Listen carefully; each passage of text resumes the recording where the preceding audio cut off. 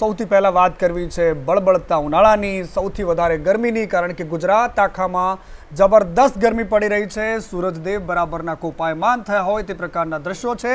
રાજ્યમાં આગામી 5 દિવસ હીટવેવની અસર રહેવાની છે। અમદાવાદમાં ઓરેન્જ એલર્ટ રહેશે એવું હવામાન વિભાગે કહી દીધું છે। આ ઉપરાંત સુરત, વલસાડ, પાટણ અને સાબરકાંઠામાં પણ ઓરેન્જ એલર્ટ જાહેર કરાયું છે। બનાસકાંઠા અને આણંદમાં, ગાંધીનગરમાં પણ ઓરેન્જ એલર્ટ જાહેર કરાયું છે। સુરેન્દ્રનગર, રાજકોટ, ભાવનગર, જૂનાગઢમાં પણ ઓરેન્જ એલર્ટ જાહેર કરાયું છે। 2 દિવસ માટે વોર્મ નાઇટ વોર્મિંગ અપાયું છે। મતલબ રાત્રે પણ બળતો ઉનાળાની જે અસર છે તે વર્તાશે, ગરમી વર્તાશે। ગરમીનો પારો જે રાત્રે પણ 35ની આસપાસ રહેવાની પૂરી શક્યતા છે। ગાંધીનગરમાં સૌથી વધુ 45 ડિગ્રી તાપમાન નોંધાયું છે।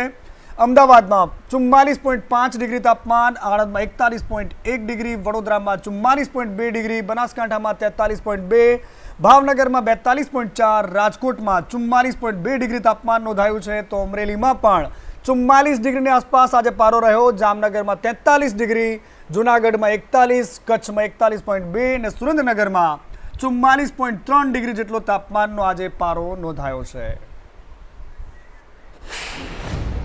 जो ज़िले हैं जहाँ पे हीट वेव की वार्निंग दी गई है वो डिस्ट्रिक्ट है अहमदाबाद, सूरत, वलसाड़, बनासकांठा, साबरकांठा, पाटन, आनंद, सुरेंद्रनगर, राजकोट, भावनगर, पाटन और महसाना।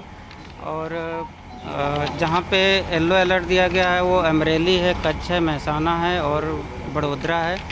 और मैक्सिमम टेम्परेचर की बात करेंगे तो मैक्सिमम टेम्परेचर आने वाले 5 दिनों में नो लार्ज चेंज में रहेगा। और मैक्सिमम टेम्परेचर अहमदाबाद की बात करेंगे तो 44.5 डिग्री सेल्सियस रिकॉर्ड हुआ था और गांधीनगर का 45 डिग्री सेल्सियस। और अहमदाबाद का और गांधीनगर के लिए 45 डिग्री का फोरकास्ट दिया जा रहा है मैक्सिमम टेम्परेचर का। और सबसे ज़्यादा बात करेंगे पूरे गुजरात स्टेट में तो सबसे ज़्यादा 45 डिग्री सेल्सियस गांधीनगर में मैक्सिमम टेम्परेचर रिकॉर्ड हुआ है। ચામડી બાળી દે પ્રકારની ગરમી પડી રહી છે ગુજરાત આખામાં, પરંતુ કેટલાક નિર્દયી લોકો છે જેમને આ પ્રકારની કોઈ જ વાત નડતી નથી। સરકાર ભલે આદેશ કરે, કોર્પોરેશનો ભલે પણ એ માટેના જે બાંધકામ માટેના નિયમો લાવે, પરંતુ ગરમી વચ્ચે પણ શ્રમિકો પરિશ્રમ કરતા જોવા મળી રહ્યા છે। સરકારનો આદેશ છે તેમ છતાં પણ બિલ્ડરો અને કોન્ટ્રાક્ટરોની મનમાની એ છે કે સામાન્ય માણસનું જીવન એમને જીવન નથી લાગતું। બળબળતા ઉનાળામાં 45 ડિગ્રી ગરમી વચ્ચે આ કામ કરતા અમદાવાદના શ્રમિકો જુઓ। આ 3:40 વાગ્યાનો સમય છે, બપોરનો બળતી બપોર છે અને તેવામાં આ શ્રમિકો પોતાનું પેટીયું રળવા માટે મજૂરી કરી રહ્યા છે, પરંતુ બંધ કમરામાં એસી ચાલુ રાખીને બેઠેલા અધિકારીઓ ઘરેથી બહાર નીકળીને જોવા નથી જતા, ઓફિસથી બહાર નીકળીને જોવા નથી જતા કે જે આદેશો આપવામાં આવે છે એનું ખરેખર પાલન થાય છે કે કેમ।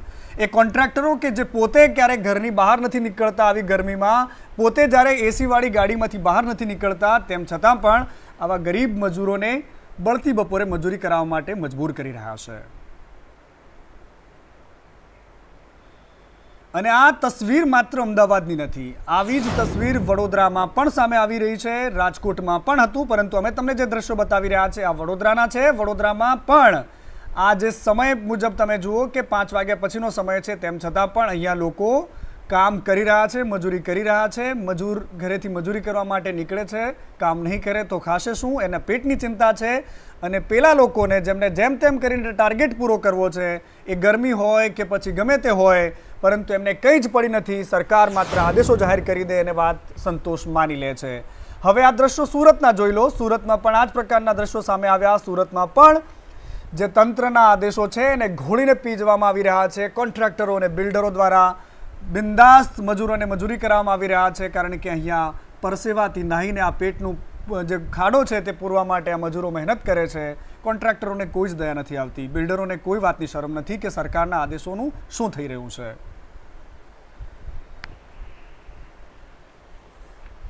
અને ઉત્તર ગુજરાતમાં સૌથી વધારે ગરમી જ્યાં રહે છે તે ડીસા, અને ડીસામાં આજે રેડ એલર્ટ ઝોનમાં મૂકવામાં આવ્યું છે। શહેરમાં ગરમીનો પારો 45 ડિગ્રીની આસપાસ પહોંચતા લોકો પણ અકળાયા છે। ડીસા નગરપાલિકાએ ગરમીથી બચવા અને સુરક્ષિત રહેવા માટે શું કરવું તેના માટે શહેરમાં બેનરો લગાવ્યા છે। આ સાથે જ પાલિકાએ લોકોને કામ સિવાય ઘરની બહાર ન નીકળવા માટેની સૂચનાઓ પણ આપી છે। ડીસામાં ગરમીનો પારો 45 ડિગ્રીની પાર છે, તો બપોરના સમયે ખાસ બહાર નીકળવું નહીં અને ડીસા નગરપાલિકા દ્વારા આપણે હોર્ડિંગ લગાવવામાં આવ્યા છે તો તેનો ખાસ અમલ કરવો અને જેટલું બને એટલું પાણી પીવાનું અને સુતરાઉ કપડાં પહેરવાનું એવું બધું રાખો એવી હું ડીસા નગરપાલિકા દ્વારા ખાસ વિનંતી કરું છું। બપોર થતાં જ ગુજરાતમાં જાણે સ્વયંભૂ કર્ફ્યુ હોય તે પ્રકારના દ્રશ્યો સર્જાય છે, પરંતુ એની સાથે સાથે બીમારીના ખાટલા પણ ઉભરાઈ રહ્યા છે। નડિયાદની વાત કરવી છે। નડિયાદમાં છેલ્લા ઘણા દિવસથી પડી રહેલી અતિશય ગરમીના કારણે લોકો ત્રાહિમામ છે। અસહ્ય ઉકળાટ અને દૂષિત પાણીના કારણે રોગચાળો વકર્યો છે। નડિયાદ સિવિલ હોસ્પિટલમાં 4 જ દિવસમાં 87થી વધુ ગરમી અને પાણીજન્ય રોગના શિકાર બનેલા લોકો આવ્યા છે। આ તમામ કેસોમાં મોટાભાગના નડિયાદના ઇન્દિરાનગર વિસ્તારમાંથી આવ્યા છે, જેમાંથી ખાનગી તેમજ સરકારી હોસ્પિટલમાં મળીને કુલ 2 દિવસમાં 150થી વધારે કેસ નોંધાયા છે। 80 કેસ આવ્યા છે ટોટલ ઝાડા ઉલટીના। વધારે પડતા તો ઇન્દિરાનગરીના છે, નડિયાદ ઇન્દિરાનગરીના, પછી આજુબાજુના 45 જેવા ઇન્દિરાનગરીના છે।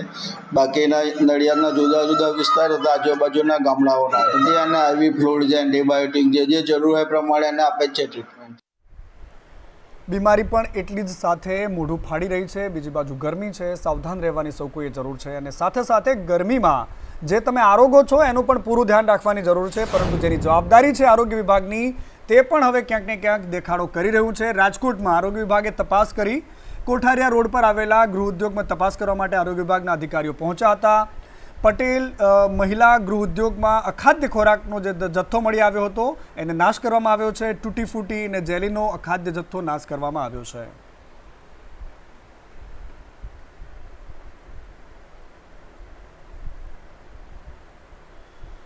અને રાજ્યમાં કાળઝાળ ગરમીથી લોકો શેકાઈ રહ્યા છે, ત્યારે પંખા, કુલર, એસી જેવા વિવિધ ઉપકરણોના સહારે ગરમી સામે રક્ષણ મેળવી રહ્યા છે। સામાન્ય દિવસોની તુલનામાં ઉનાળામાં લોકોની વીજ વપરાશમાં વધારો થયો છે। વીજ વપરાશ વધતા દૈનિક વીજળી ખપતમાં પણ મોટો ઉછાળો જોવા મળી રહ્યો છે, કારણ કે સિઝનનો સૌથી વધુ વીજ વપરાશ 20 મેના દિવસે નોંધાયો છે। 20મી મેના દિવસે રેકોર્ડ બ્રેક 24,550 મેગાવોટ વીજળીની ખપત નોંધાઈ। આખા રાજ્યમાં લગભગ 44 ડિગ્રીની આસપાસ ગરમીનો પારો હતો અને ત્યાં સૌથી વધારે વીજળીનો વપરાશ થયો છે।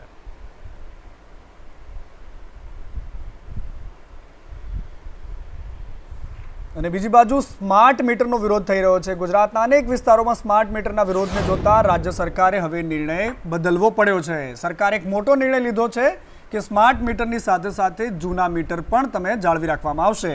તમારા ઘરે જે નવું મીટર લાગશે એની સાથે જે જૂનું મીટર છે એને પણ એમ જ રાખવા માટેનો આદેશ કરવામાં આવ્યો છે, જેથી કરીને લોકોની ગેરસમજ દૂર થઈ શકે। સ્માર્ટ મીટર સાથે વધુ એક મીટર લગાવવાનો નિર્ણય કર્યો છે। ગ્રાહક માંગ કરશે તો સ્માર્ટ મીટર સાથે વધુ એક મીટર પણ લગાવવામાં આવશે, તે પ્રકારનો નિર્ણય લેવામાં આવ્યો છે। સ્માર્ટ મીટરનો વિરોધ થઈ રહ્યો છે, પરંતુ ગુજરાતની સ્માર્ટ રાજનીતિ પણ જોવા મળી રહી છે, કારણ કે સહકારી ક્ષેત્રમાં પહેલા મેન્ડેટ અને ત્યારબાદ પહેલી ચૂંટણી થઈ CR પાટીલના અધ્યક્ષ બન્યા બાદ નાફેડની।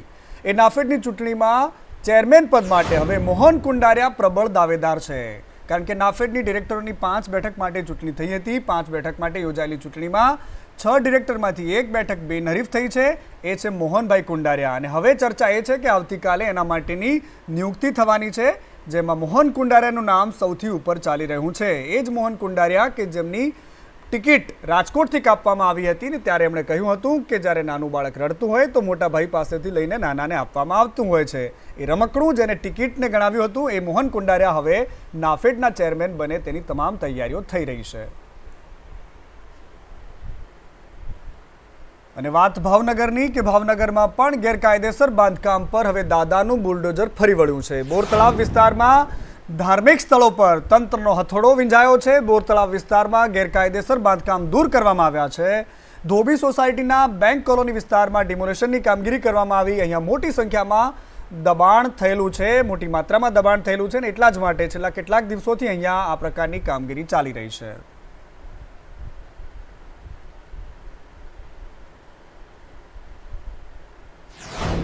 આ 18 મીટરનો ડીપી રોડ છે।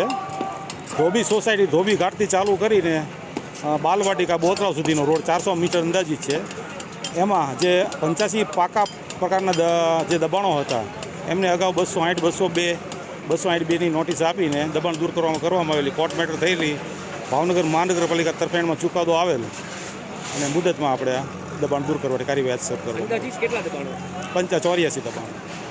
ધાર્મિક સ્થળો પર છે આમાં? ધાર્મિક સ્થળો 5 ધાર્મિક સ્થળો છે નાના મોટા થઈને. ઊંડું પાણી હોય તો તમને લલચાવે છે, પરંતુ ધ્યાન રાખવાનું છે આપણા પરિવારજનોનું કે આ પ્રકારની ઘટનાઓ ન બને, કારણ કે વારંવાર આ પ્રકારની ઘટનાઓ બને છે અને થાય છે એવું કે નિર્દોષ લોકોએ પોતાનો જીવ ખોવો પડે છે. બીજી વાત હવે કરવી છે નવસારીની. નવસારીમાં તંત્રનો જબરદસ્ત એક બહાદુરીનું કામ સામે આવ્યું કે નવસારીની સિવિલ હોસ્પિટલમાં એ પ્રકારે કામગીરી થઈ રહી છે જે જોશો તો તમારા પણ ભવા દર ચડી જશે. આ સિવિલ હોસ્પિટલના દ્રશ્યો છે. નવસારીની સિવિલ હોસ્પિટલ છે કે અહીંયા દર્દીઓ સૂતા છે, દર્દીઓને ખસેડ્યા વગર જ અહીંયા કલર કામ થઈ રહ્યું છે, રંગકામ ચાલી રહ્યું છે. હોસ્પિટલમાં પુરુષ અને મહિલાના મેડિકલ વિભાગમાં રંગકામની કામગીરી પૂરજોશમાં છે. દર્દીઓ સૂતા છે, એમને કહી દેવામાં તમે સૂતા રહો, તમને કંઈ વાંધો નથી. ચારે બાજુથી કલર કામ ચાલી રહ્યું છે, ઉપર પડતો હશે કલર. આ દર્દીઓ છે જે સારવાર લેવા માટે આવ્યા છે, સાજા થવા માટે આવ્યા છે, પરંતુ ખબર નહીં તંત્ર કોઈ જ પ્રકારની આગામી વ્યવસ્થા કર્યા વગર રંગરોગાનનું કામ કરાવી રહ્યું છે. ખબર નહીં શું એના માટેની તૈયારીઓ થઈ રહી છે, એવી તો શું ઉતાવળ છે કે આ કોઈ જ બીજી પર્યાય વ્યવસ્થા કર્યા વગર આવી રીતે હોસ્પિટલમાં દર્દીઓ સૂતા છે ને ઉપર કલર કામ ચાલી રહ્યું છે.